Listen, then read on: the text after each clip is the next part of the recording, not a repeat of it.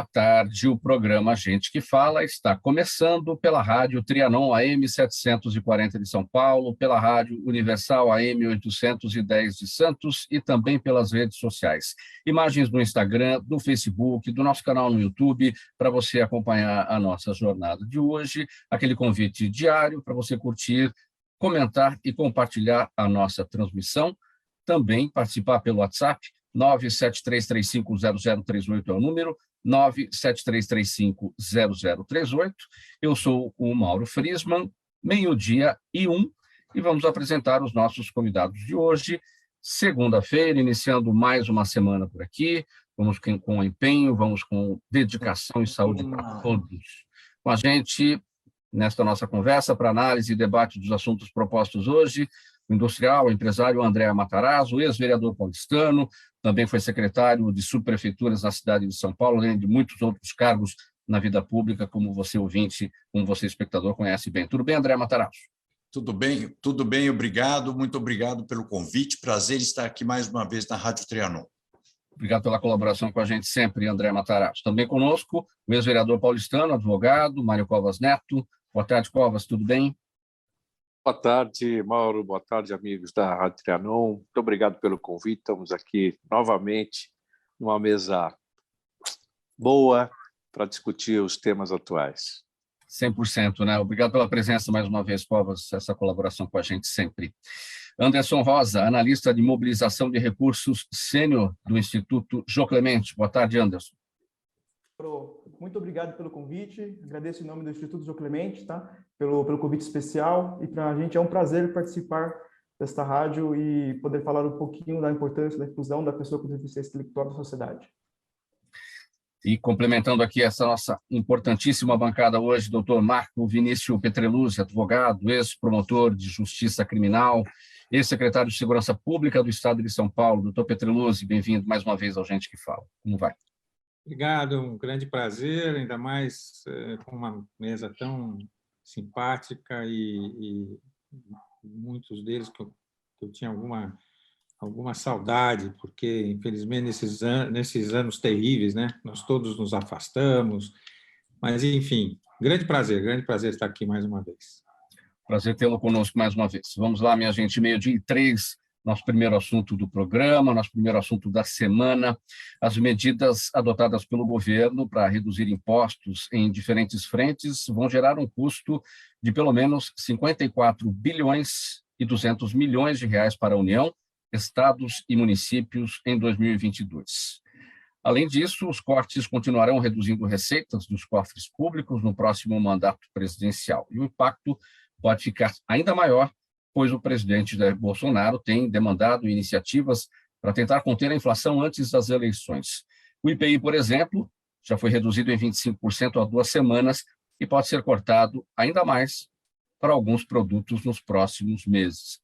André Matarazzo, claro, redução de impostos todo mundo gosta, mas a gente tem que entender as contas, meta fiscal do governo, como é que fica com tudo isso, enfim. Com essa renúncia de impostos, quais são os riscos para a meta fiscal do governo, para a dívida pública brasileira também? Olha, Mauro, vou falar algumas coisas que vão parecer um pouco heterodoxas. Eu acho, primeiro, tem que levar em conta o nível de desemprego que está no Brasil, a dificuldade que estão as pessoas, as dificuldades que as empresas passaram nesse período. Então, eu acho que isso é conter a inflação é uma medida fundamental, independente se é ano eleitoral ou não. Então, não vou nem entrar no mérito das motivações. Acho que é importante você facilitar a vida das pessoas, por um lado, e conter a inflação do outro.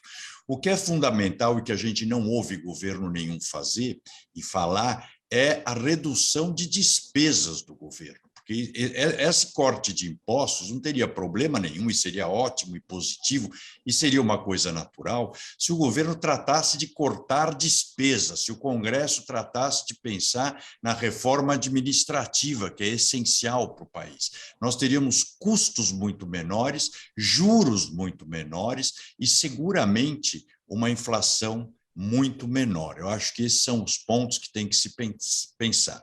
E aí, Mauro, você fez a pergunta, quais são os riscos para a questão social, etc. A gente ouve né, se você for perguntar para os vários analistas econômicos do mercado, ou para o pessoal do mercado, e as medidas econômicas estão certas ou não? Aí vão te dizer, estão no caminho certo, na direção certa. Aí eu te pergunto mas quando você pergunta para alguém do mercado, ele te diz que as medidas estão na direção certa? Estão na direção certa para quem?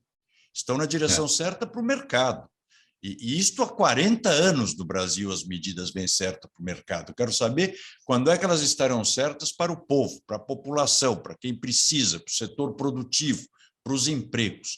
Isso é que o Brasil está precisando. Então, vou separar duas coisas. As medidas imediatas de redução de despesas são excelentes, mas o que é essencial, efetivamente, fundamental, é cortar o gasto de governo. Porque o gasto do governo é que obriga os impostos a ficarem tão altos para as pessoas e é o que pressiona a inflação e os juros.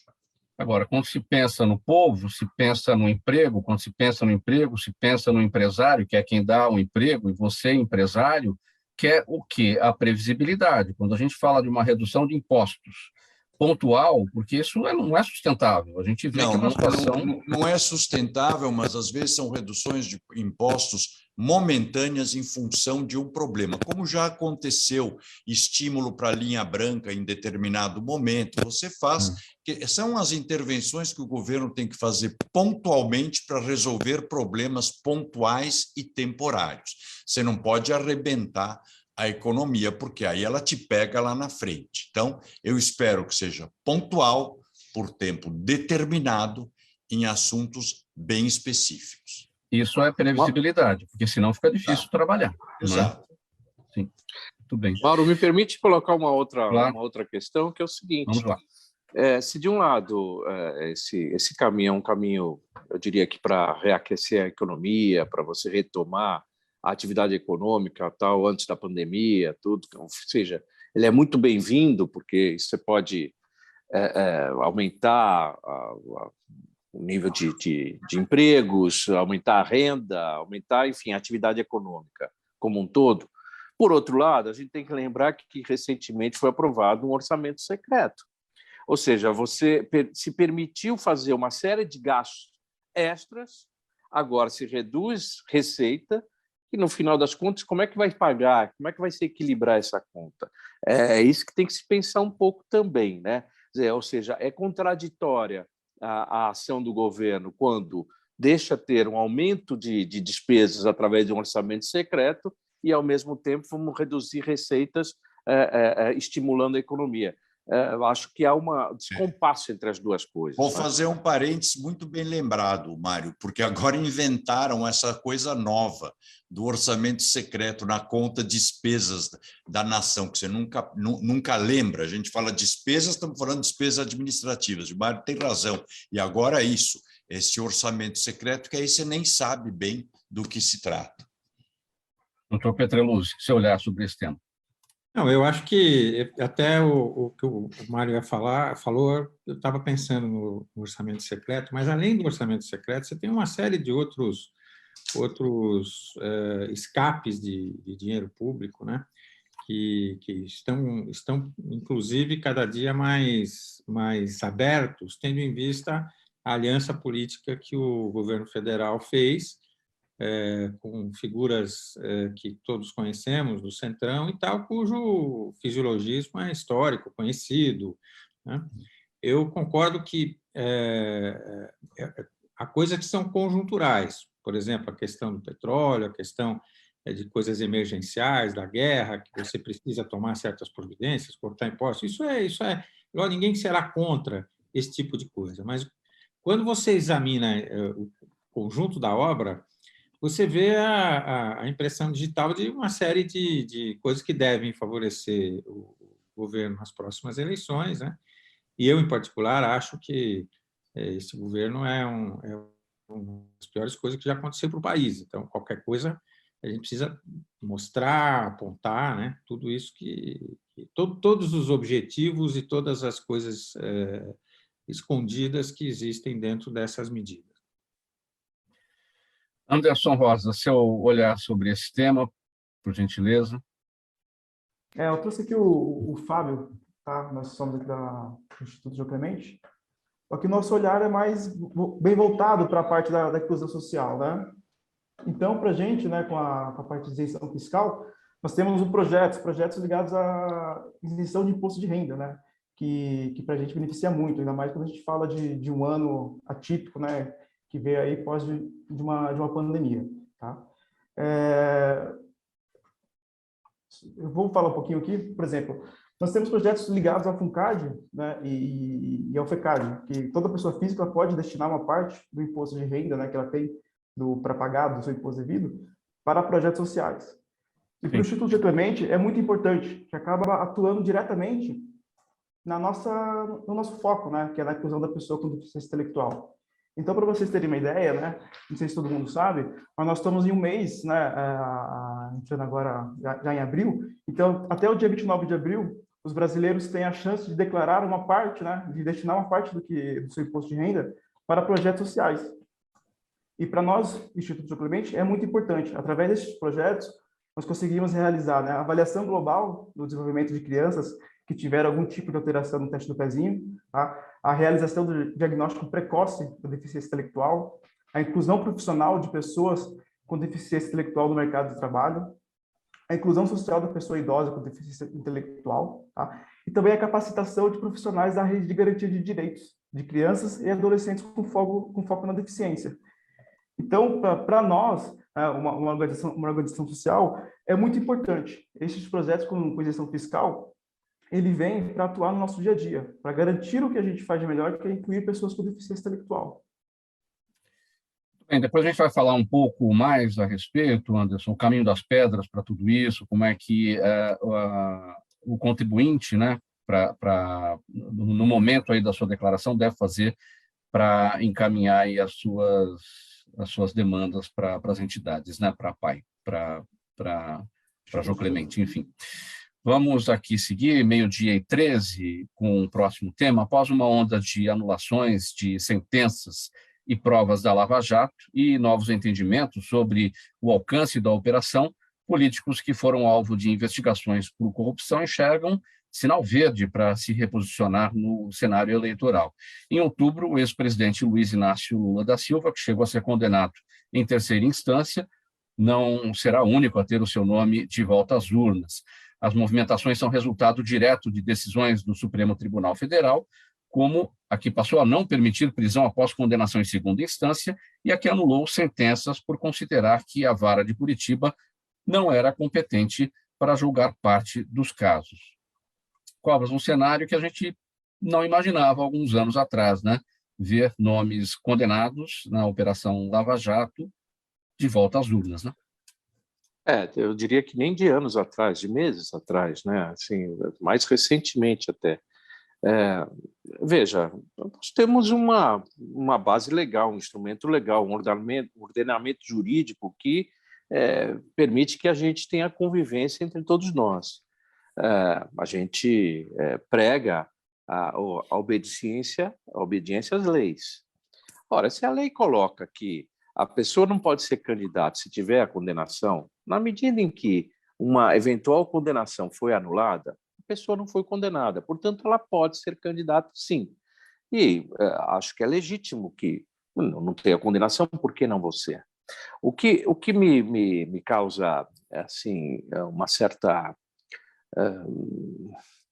repulsa é porque o que aconteceu no Supremo, a anulação não foi uma coisa de mérito, não se inocentou eventualmente quem estava condenado. O que se fez foi o seguinte, foi reconhecer um erro de processual que fez com que a coisa foi anulada, ou seja, ninguém foi inocentado, também não foi condenado.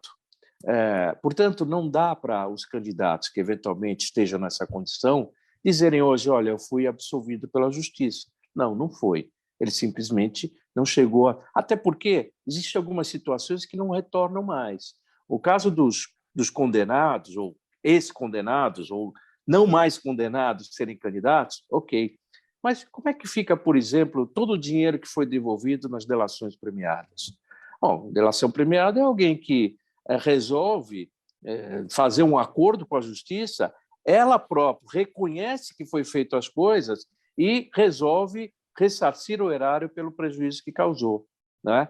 Bom, isso foi feito. Alguns ou muitos milhões de reais voltaram aos cofres públicos nessa delação. Bom, e aí? Vai devolver o dinheiro para essas pessoas? Mas se essas pessoas disseram que cometeram crimes com determinados agentes públicos, deram dinheiro para isso, a justiça reconheceu aquilo como válido, agora aqueles agentes públicos eles são inocentados?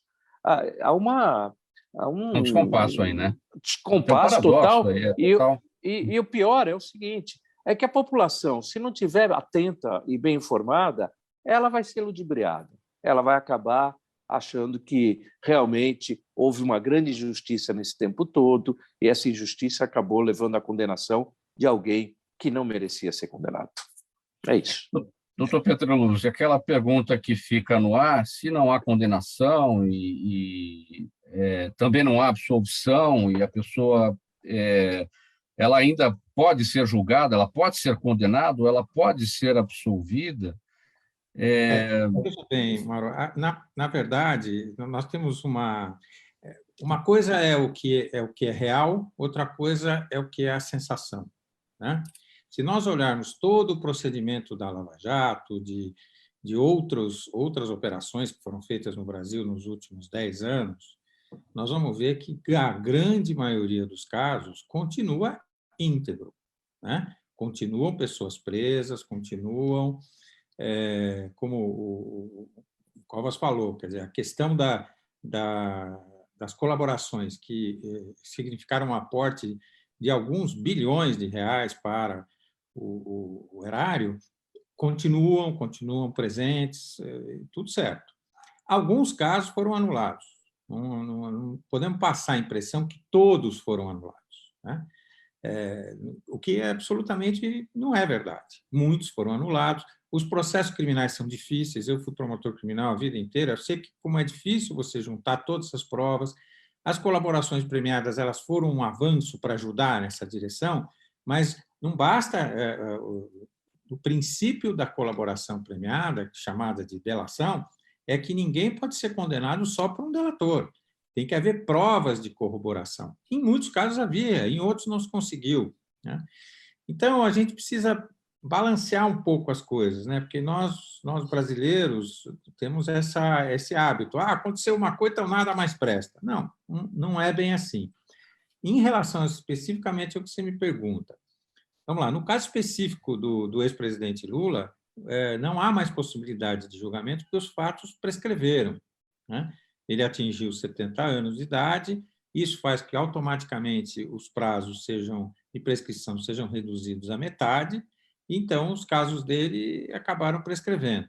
Então, na hipótese específica dele, vamos dizer assim, que é o mais famoso de todos os acusados, ele, como disse o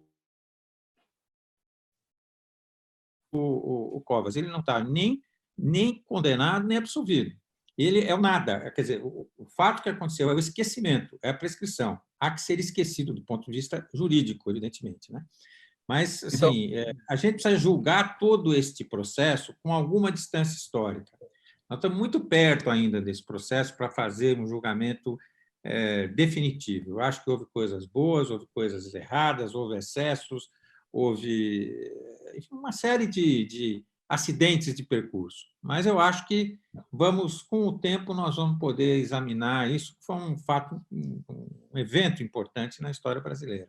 Então, era essa pergunta que eu não cheguei a concluir, quer dizer, muitos, né, estão sem condenação, estão sem absolvição. Houve a anulação. A pergunta que fica é, quando haverá novo julgamento? No caso do ex-presidente Lula, isso não é possível, os fatos prescreveram, como o senhor destacou agora. Cada caso é um caso, né? Você vai ter que examinar cada uma das condenações que eventualmente foram anuladas e ver se é possível você refazer as provas. Eu conheço alguns desses processos, até por questão profissional. Eu acho que em muitos deles, havia prova bem sólida, né? Então, não havendo a prescrição, eu acho que é bem possível você voltar. Inclusive pelo seguinte, o oferecimento de uma nova denúncia e o recebimento dessa denúncia interrompe o prazo prescricional, né? O que acontece, eu queria fazer aqui essa observação, é que, no atual governo, o Ministério Público foi verdadeiramente emasculado, né? O Ministério Público Federal, se você olhar o que vem acontecendo depois da nomeação do Procurador-Geral Aras, ele perdeu totalmente o elan, totalmente aquela, vamos dizer assim, aquele ímpeto de seguir com certos casos, né? Mesmo as a independência, né? Veja bem, a questão... os procuradores em si, eles têm independência, mas a gente sabe que as coisas funcionam um pouco por você ter uma corrente numa direção, né? E com a chegada do procurador Aras, que, vamos dizer assim, eu me lembro do Geraldo Brindeiro, que era chamado de engavetador geral, ele seria um aprendiz de feiticeiro perto do Aras, né? Quer dizer, é uma coisa impressionante o que se fez. E isto abate a moral daqueles que estão na linha de frente, isso é normal, né? Eu trabalho bastante nessa área e ontem estava conversando até com um colega. Olha, você não vê novas iniciativas, a Polícia Federal, a mesma coisa, né? A Polícia Federal, você tem uma tentativa constante, né, e repetitiva de controle e aparelhamento da Polícia Federal. E há limites que as pessoas conseguem ultrapassar e outros não. Então, eu acho que vai ser muito difícil a gente retomar com seriedade, com objetividade, respeito à lei, o que aconteceu no passado. Pode ser que, no futuro próximo, a independência das instituições seja um pouco mais respeitada e entusiasmada, né? Melhor dizendo. André Matarazzo, dinheiro devolvido aos cofres públicos por delatores e algumas condenações anuladas. Como é que fica o Instituto da Delação Premiada no Brasil? Não, você sabe que eu não discuto muito isso, porque eu não sou advogado, e nós temos aqui dois super advogados, que é o Covas e o Petreluzzi, que sabem das coisas, mas eu estou olhando como cidadão. É meio esquisito, porque você teve lá, eu não me lembro como chamava o procurador antes da República, como chamava Petreluzzi? Também está me fugindo o nome, aquele que disse que ia entrar armado aquele lá. que ia matar o Gilmar Mendes. O Janot. Isso. Você vai do Janot para esse Aras. Então, você vê uma politização absurda, porque o outro fez lá e fez excessos que a gente viu. Até sem ser advogado, a gente percebia que, no mínimo, tinha um certo desequilíbrio, para agora também.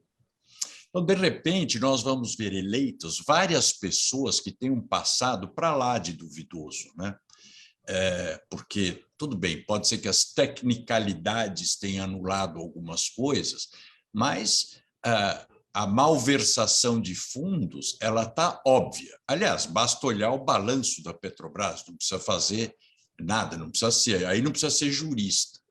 Então, eu acho que, enfim, essa politização dessa discussão, a politização da própria corrupção, que é uma coisa, eu aprendi isso com o pai do Zuzinha, com o pai do Mário, que não tem meio honesto, ou você é ou não é. E na área pública não bastava também ser, tinha que ser e parecer, né? Aliás, como o Mário Covas foi, tanto que você vê que o Mário Covas, sobre ele, nunca ninguém falou uma dúvida, não tinha dúvida sobre os homens públicos. Hoje, você precisa provar por A mais B no último recurso, quer dizer, e as pessoas continuam votando. Então, houve uma banalização, eu acho,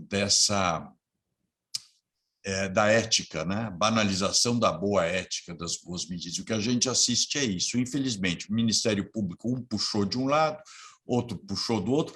Quem está sofrendo com tudo isso é o país, é a sociedade, é justamente isso que nós estamos vendo. A cada real que desviam daqui e levam para algum lugar, é ponto na inflação que vai subindo, não tenha dúvida, porque tem que ser reposto de algum lugar. Então, é o que eu vejo, eu acho uma pena os excessos feitos de um lado e os excessos feitos do outro, que trouxeram esse resultado. Daqui a pouco a gente vai ver sei lá, o Sérgio Cabral ser ministro da Justiça, e assim o Eduardo Cunha ser senador da República, e assim nós vamos. É uma pena, porque eu acho um retrocesso para um país desenvolvido. Doutor Petrellosi, o mesmo questionamento que eu tinha feito para o André, o Instituto da Delação Premiada, como fica, né? O delator devolvendo dinheiro aos cofres públicos e as condenações anuladas. Esse aspecto foi levantado pelo Covas. Houve uma mudança substancial na legislação sobre a delação, né? Hoje, vamos dizer assim, a vantagem de fazer delação diminuiu muito, né? No início desse governo, foram se mudando vários institutos legislativos que levaram a essa situação. Hoje, você pode observar, você não tem, e eu trabalho um pouco nessa área, e vejo claramente que não há mais esse estímulo, né? Esse estímulo ele tinha todo sentido para o Ministério Público provar condutas de outras pessoas, né? Hoje você raramente vê os casos que nós estamos ouvindo falar agora são casos que começaram há 4 anos, 5 anos atrás, né? E então já havia um termo de cooperação, já havia toda essa coisa. Agora, uma coisa é a colaboração, porque essas colaborações ou delações, elas eram feitas de duas mãos. A mão da pessoa física, o dono da empresa, o agente público e tal, e a empresa que fazia um acordo de leniência junto com isso. Geralmente, a empresa não responde criminalmente no Brasil, salvo na hipótese remota de crime ambiental. Então, a empresa entrava numa sanção administrativa. Grande parte desse dinheiro foram sanções administrativas, que não tem volta. Então, essa preocupação, vamos ter que pagar tudo isso de volta, eu acho que essa preocupação não existe. Agora, o direito vai evoluindo, né? O direito, uma das primeiras lições que eu tive de direito penal na faculdade, um grande mestre, ele dizia o seguinte, falou assim, o maior provedor do direito penal é quem pratica crime, porque ele vai inventando, ele vai criando, ele vai modificando e a sociedade vai tendo que se adaptar e criando uma legislação nova, né? Eu acho que, a partir do próximo governo, nós vamos ter que ter uma grande discussão sobre o modelo penal, principalmente nessa área anticorrupção. Covas, para você concluir esse tópico, como é que fica daqui para frente a delação premiada? Eu não sei, eu acho que eu concordo integralmente com o que o Marco Vinícius falou. Acho que nós vamos ter que uma adequação, uma modernização de toda da legislação penal, porque realmente nós vivemos uma situação agora intermediária entre uma legislação aparentemente dura, mas que estava obtendo alguns resultados, especialmente nessa área de malversação de verbas públicas, etc., e que caiu em descrédito. E, ao cair em descrédito, você leva a um certo, acredito, um certo estímulo dos agentes públicos, dizer, bom, agora pode tudo. E não pode tudo, não pode nada. E, na verdade, a gente tem que verificar onde é que houveram os erros para poder consertar, e isso é tarefa para o legislador, sim, né? Agora, é difícil, sabe, sem querer fazer julgamento de valor a respeito do Congresso Nacional, até porque ele é um poder importante, muito importante, mas a gente vê, né, nesse processo todo que envolveu muitos agentes públicos e a área política, de modo geral, uma tropa querendo anular tudo e querendo passar uma borracha nessa coisa e deixar as coisas mais livres para poder continuar fazendo as coisas que a sociedade toda condena. Muito bem, então é preciso mesmo que a gente faça uma reavaliação. Por isso é tão importante, Mauro, que no processo eleitoral, e nós vamos ter um processo eleitoral agora, as pessoas tomem consciência de que o seu voto tem um significado. Não joga fora, não. Procura saber em quem você está votando e por que você está votando nessa pessoa. Ela tem que ter uma ligação com você. Jogar um voto vota em qualquer um, no final você vai ser prejudicado, todos nós seremos prejudicados. É muito importante fazer essa seleção. Passar limpo o país passa muito pelas pessoas, pelo eleitor. O eleitor votar, por exemplo, tem suspeita, você acha que tem dúvida, tal, não vota, tem tanta gente séria disputando eleições, então tem que prestar muito atenção, até porque nós é que vamos votar num novo Congresso que vai fazer a revisão dessas leis. Faltando 29 minutos para 13h, programa Gente que Fala, edição de segunda-feira. A gente vai fazer uma pausa aqui rapidinha, bem breve, para a mensagem do nosso apoiador, e a gente já volta com os nossos assuntos. Até já.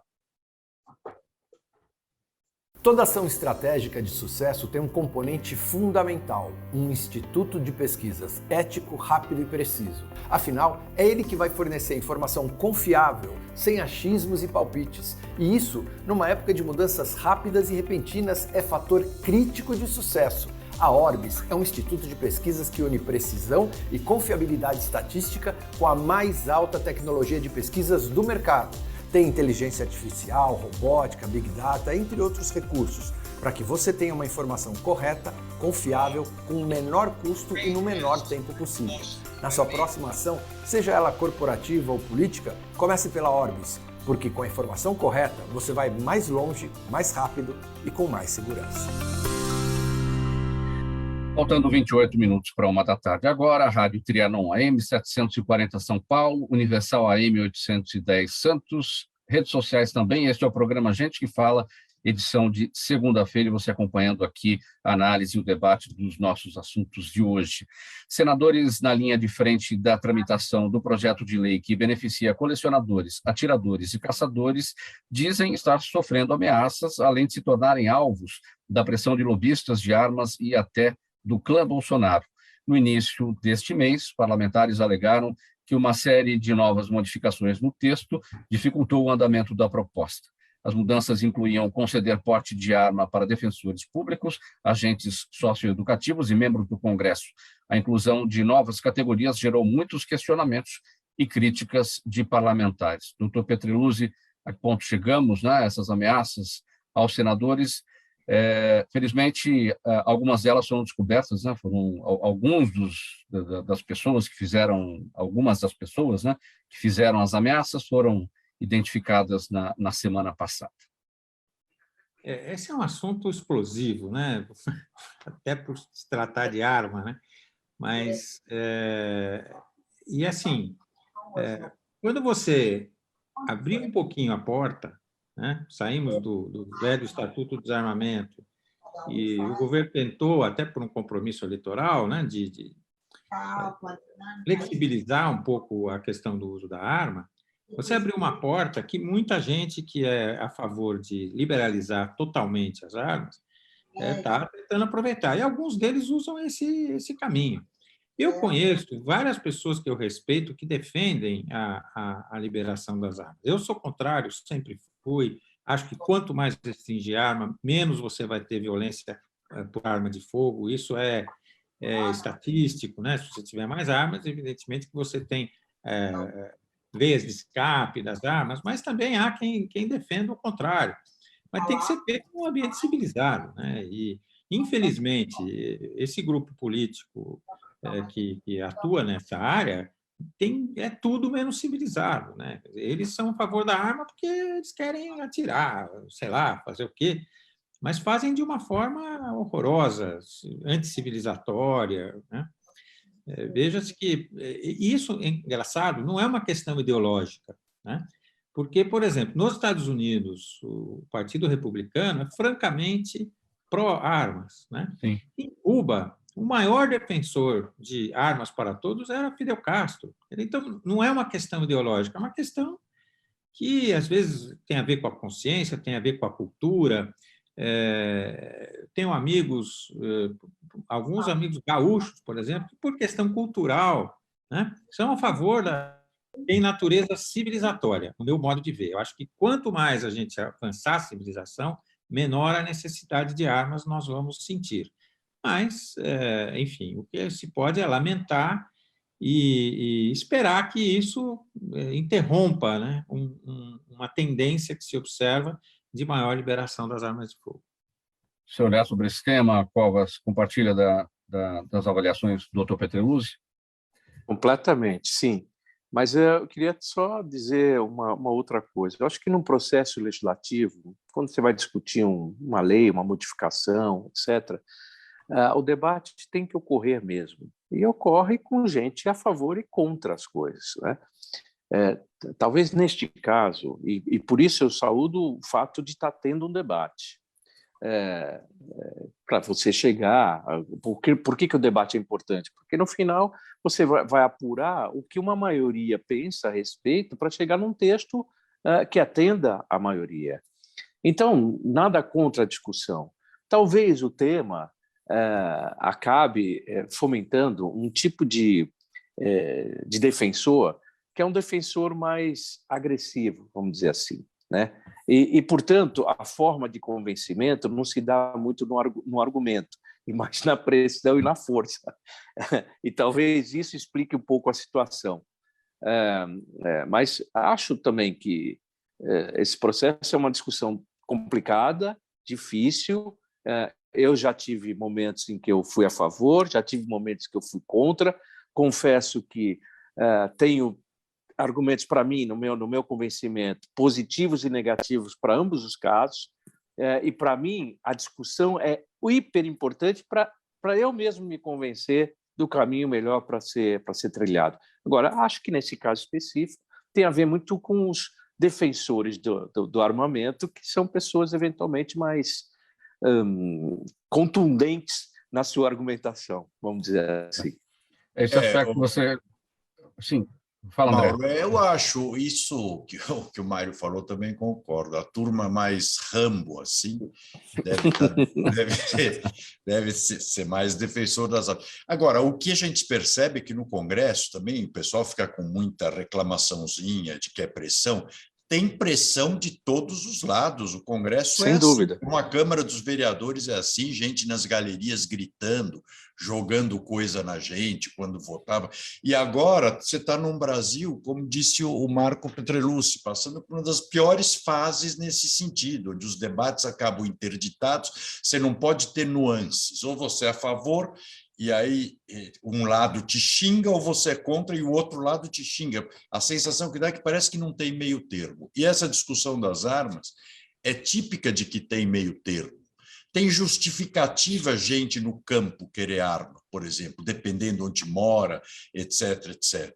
Tem justificativa, às vezes, o cara que é caminhoneiro, que viaja o tempo inteiro, fica no país, um país que a gente sabe não é um mar de rosas inteiro. Agora, de repente, para que parlamentar tem que entrar armado? Deus me livre se eu fosse vereador e na Câmara entrasse gente armada no plenário. Certamente daria morte. Aliás, esse ano não deu lá? Uma vereadora arrancou a peruca da outra, pisou em cima, deu tapa, sei lá. Então, você tem que ter cuidado. E essa discussão é muito saudável. Você sabe que eu tenho muito isso também. Eu não tenho uma posição totalmente definida, precisa estudar isso daí, porque eu acho que tem casos que podem ser importantes e casos completamente desnecessários, e precisa ver quem que fiscaliza, quem que autoriza, né? Porque senão você vai para aqueles absurdos. Eu vi outro dia, fui vender um carro que casualmente era blindado, me pediram a licença de blindagem, sei lá eu o quê.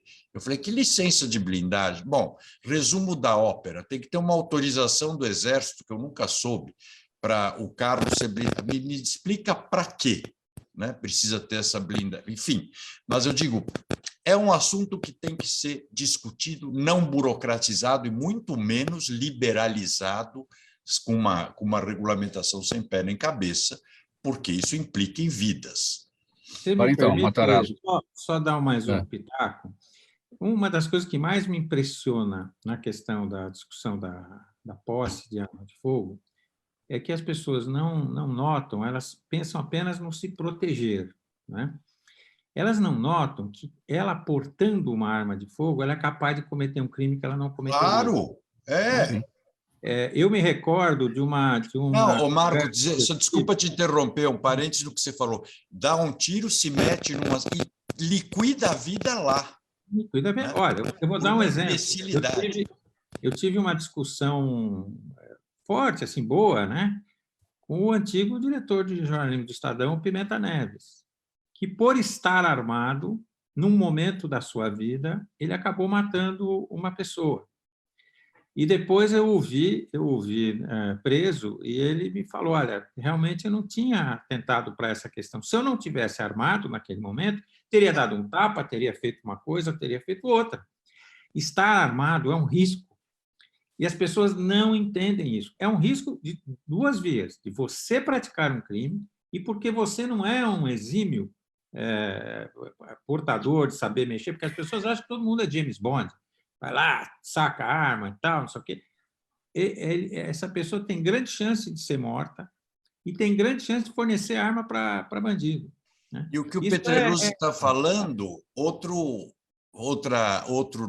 nuance, um policial ele já tem meio olho clínico para saber quem tem culpa, quem não tem culpa, quem é complicado, quem não é, até pela atividade dele. Quantos erros nós vamos fazer à noite que você está lá achando que vai ser assaltado ou achando que vai ser não sei o quê, dá um tiro aí, mata alguém que não tinha nada a ver com a história. Então, é uma discussão que tem que ser muito apurada. E sabe, André, ao contrário do que muita gente pensa, se você fizer uma pesquisa dentro das forças policiais, vai ser uma maioria esmagadora para proibir a arma de fogo. Porque eles sabem o que é um monte de arma andando pela cidade. Né?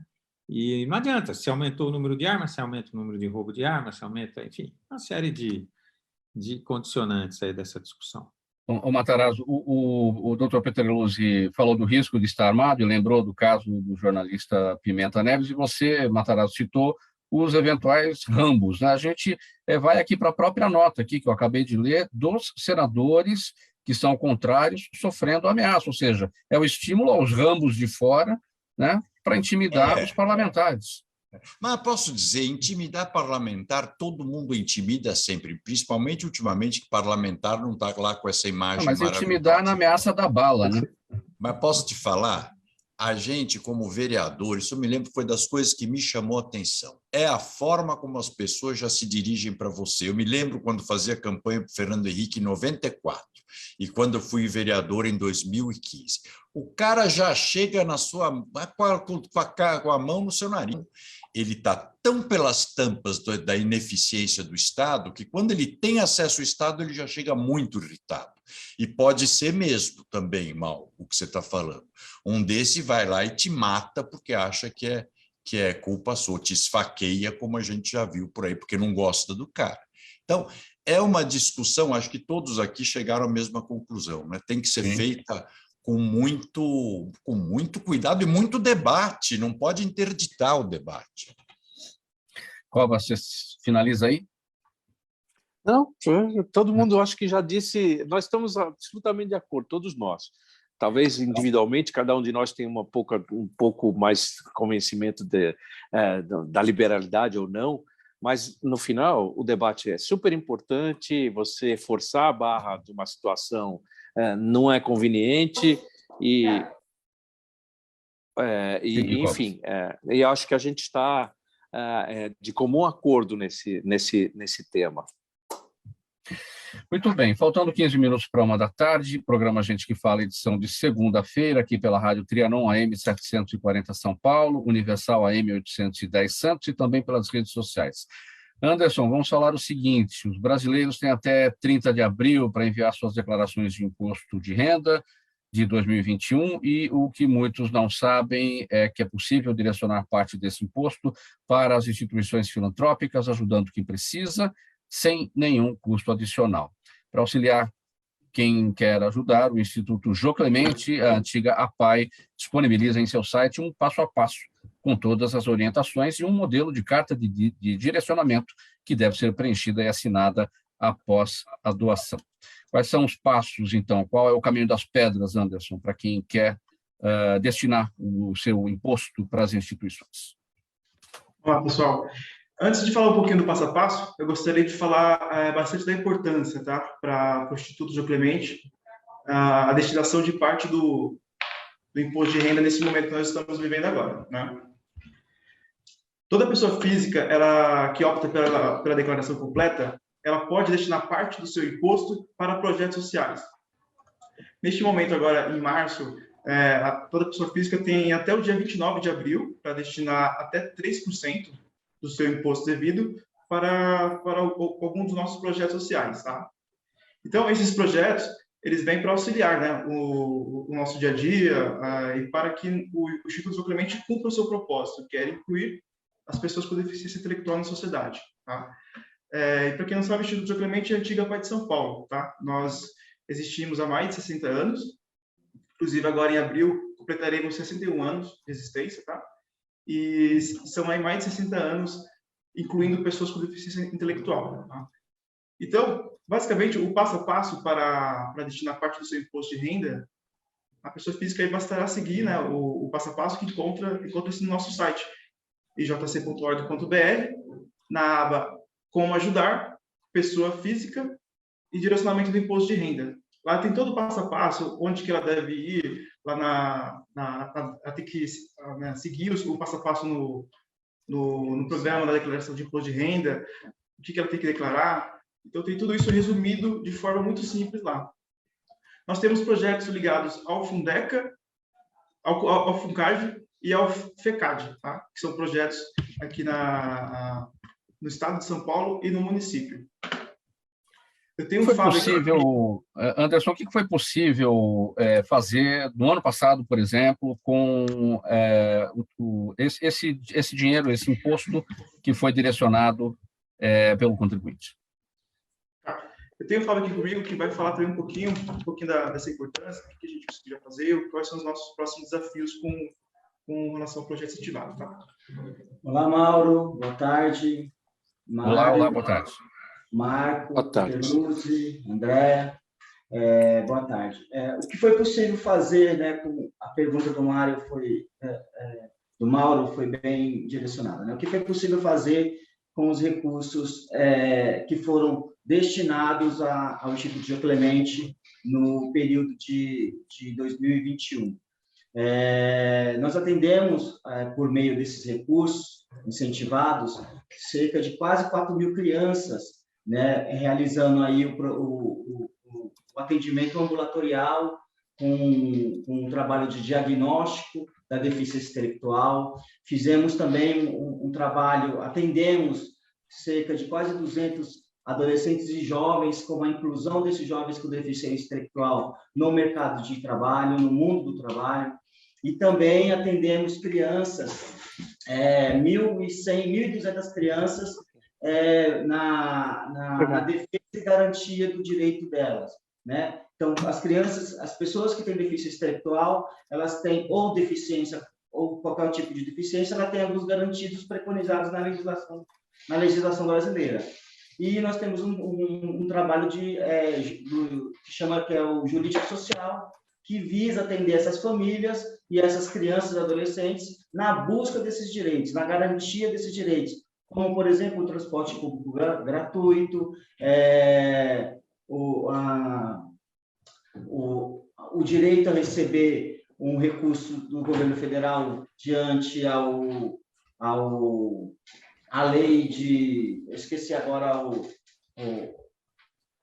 enfim, ela tem alguns direitos que é preconizado na legislação. Sim. Agora, uma pergunta aqui que vem da nossa audiência para vocês aí do Instituto João Clemente. Marta Novaes está com a gente no Instagram. Ela pergunta: o procedimento para doação de impostos é o mesmo para empresas de pessoas físicas? E se é possível escolher para qual instituição doar o imposto? Sim, o mecanismo de doação é o mesmo que é para a empresa. O que diferencia aí é o percentual de doação, né? No caso da empresa é 1%. E pessoa física é 3%. O valor devido da pessoa física nesse momento, até a 29 de abril, é 3%. E ela escolhe a instituição e a partir daí o projeto que ela está direcionando esse projeto da instituição. Tá? Então, isso no próprio site, no próprio aplicativo ou site da Receita Federal, vai ter lá o caminho certinho para que faça a doação. E vocês têm notado, ano a ano, um interesse maior do contribuinte em fazer a destinação desses recursos, fazer a destinação do imposto? Mário, a nossa área de mobilização de recursos vem atuando ano a ano e incentivando cada vez mais a busca de doadores de pessoa física. Infelizmente, no nosso país, a cultura de doação por meio da pessoa física, né, do valor devido, né, do imposto de renda ainda é muito pequena, a cultura é muito fraca, a gente não tem aí um estímulo do próprio poder público, inclusive, ou uma campanha que de forma mais abrangente para que incentive as pessoas que aí possam e tenham a condição de contribuir com o direcionamento. Mas as organizações como um todo, mais o Instituto João Clemente mais ainda, vem aí fortemente, né, cada ano, incentivando e buscando fazer uma campanha institucional para que isso ocorra. Então, essa interlocução tem aumentado entre vocês e o poder público para essas campanhas ocorrerem. Isso, sentimos que a pessoa física, cada ano, vem aumentando o entendimento, a sensibilidade das pessoas físicas a fazerem a doação, direcionamento, bem como das empresas, né? As empresas são muito mais engajadas, mas a gente vem sentindo a cada ano essa elevação do número de pessoas físicas fazendo a contribuição, o direcionamento, inclusive. Tudo bem. Mais perguntas da nossa audiência por aqui. Andréa Matarazzo. Juliana de Maria, pelo Facebook, pergunta se os efeitos da guerra na Ucrânia chegam a atingir as indústrias brasileiras. Sem dúvida. Deixa eu só fazer uma observação sobre essa coisa da contribuição. Eu acho que é muito importante as entidades não esperarem que o governo vai fazer campanha sobre a contribuição do desconto do imposto de renda, porque eles já estão abrindo mão da receita, o que é muito importante. Eu me lembro que nós fizemos, quando estávamos na prefeitura, por exemplo, nós tivemos na Fiesp, tivemos na Federação do Comércio. Valeria a pena as entidades se juntarem e marcarem reunião, uma apresentação muito rápida em todas as reuniões das entidades para explicar, porque é falta de informação, por isso que não fazem mais dedução. Pode estar certo que as pessoas, sabendo, gostam de fazer. Respondendo à pergunta, Mauro, sem dúvida, porque você tem esse aumento de combustível, aumento da energia, vai ter aumento das resinas, que é consequente aumento de embalagens e uma série de coisas. Você teve problemas de logística, então com portos que conseguem sair, conseguem não sair. Na hora que você vai ter um reflexo, eventualmente, na agricultura, não tem insumos. Então, as fábricas de adubo, por exemplo, ficam paradas porque não conseguem fazer as misturas. É uma guerra completamente descabida para o século XXI, né? Eu acho que aí o Putin, né, achou, ainda tem a cabeça do século XX. Né? 19 até, né? Não, ele pode até ter as razões dele, e nem entro muito nesse mérito, né? Porque ninguém é santo lá e acho que todo mundo tem sua dose de razão. Mas acreditar que a esta altura o canhão vale mais do que as palavras está meio fora de propósito, né? Então, é inconsequente, no meio do final da pandemia, você começar uma guerra que, obviamente, hoje em dia afeta o mundo inteiro. Qualquer movimento hostil hoje no mundo, a gente sabe que reflete, por menor que seja. As perguntas aqui do Marcelo Gonçalves, no nosso canal no YouTube. Uma eventual candidatura de Renata Abreu ao governo de São Paulo deixa o Podemos mais forte do que o próprio partido esperava? Na minha avaliação, sim. Porque, veja, eu acho que para os partidos políticos, ter candidatura majoritária, ou seja, candidatura a governo, ao governo, ao vice, a Senado, que são ao presidente, enfim, essas candidaturas acabam sendo um carro-chefe na campanha. É muito comum numa campanha eleitoral, um candidato a deputado, por exemplo, chegar num eleitor e o eleitor perguntar quem é o candidato dele a governador ou a presidente. E se for o mesmo candidato da sua preferência, a chance dele votar naquele deputado aumenta. Então, os partidos terem candidaturas próprias é benéfico. No caso da Renata, especificamente, como candidata pelo Podemos, ela é uma novidade na campanha. Não era? É a única mulher como candidata, pelo menos a governador. Segundo, ela é uma pessoa, quem a conhece sabe, ela é muito articulada. É alguém que está no seu segundo mandato como deputado, presidente nacional de um partido, e ela é uma pessoa que transita muito bem no Congresso Nacional. Eu acho que ela não fará um mau papel caso venha a ser candidata. Eu acho que ela pode ocupar um espaço, sim. Mas eu penso uma outra coisa, sabe, Mauro, que as candidaturas, especialmente essas candidaturas grandes, elas necessitam de um tempo maior de preparação. Nessa altura, quem quer ser candidato a governador ou a presidente, se já não tiver uma equipe, uma turma com ele, algo já elaborado, já pensando em programa de governo, já pensando em equipe para fazer as coisas, está muito atrasado em relação à concorrência. E, no caso dela, acabou sendo um acidente de percurso o nome dela ser ventilado. Mas, surpreendentemente, talvez até para ela, como foi para mim, uma pesquisa eleitoral que saiu, ela sai com 7%. 7%, poxa, para quem não era candidato até ontem, é mais do que, por exemplo, o candidato a governador Rodrigo Garcia tem nas pesquisas. Ou seja, ela pode ser um elemento novo na campanha e que pode até empolgar o eleitor. Não sei. Mas eu acho que para o Podemos ter essa... E mais, não é só para o Podemos. Para o Moro, que é candidato a presidente, não ter candidato aqui em São Paulo para ele ter o palanque, para ele ter um vínculo, é ruim. Então, para ele também acho que era fundamental ter uma candidatura própria aqui. Da Renato ou de outro candidato. E aqui tinha, já era, né? Pois é. Posso opinar? Bem rapidinho, André. Bem rapidinho. Eu tenho que sair voando. Eu ia sugerir para o Pois Podemos... olha aí, você não pegou no meu pé, eu tinha que te liberar um pouco antes, olha aí. Eu vou ter que sair, mas eu quero dizer o seguinte, que para mim o Podemos devia lançar o Mário Covas, candidato a governador. Mário Covas Neto, esse aqui. Porque, é verdade, o Petrelúcio vai concordar comigo, voltaríamos uma época que São Paulo fez a diferença e que a administração fez a diferença. Como o Mário estava lá e viu o que já aprendeu o que tem que fazer e como se fazer. Tem até time pronto. Mas era isso. Queria dar um abraço, Mauro, agradecer muito à Rádio Trianon, a você, ao Fausto Camunha, a Zenilda e aos meus amigos que estão aqui na rádio, o Anderson, o Mário e o Marcos, pela oportunidade de estar aqui. Muito obrigado a você pelo convite. Um abraço grande a todos. André Matarazzo, muito obrigado pela presença com a gente sempre, com essa colaboração. E o pedido de desculpa, você combinou comigo para que eu te liberasse minutos antes para o seu compromisso.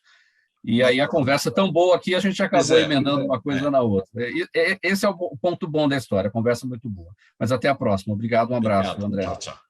Olha, só antes do André ir embora, só dizer o seguinte, eu não sei se o André é meu amigo ou meu inimigo.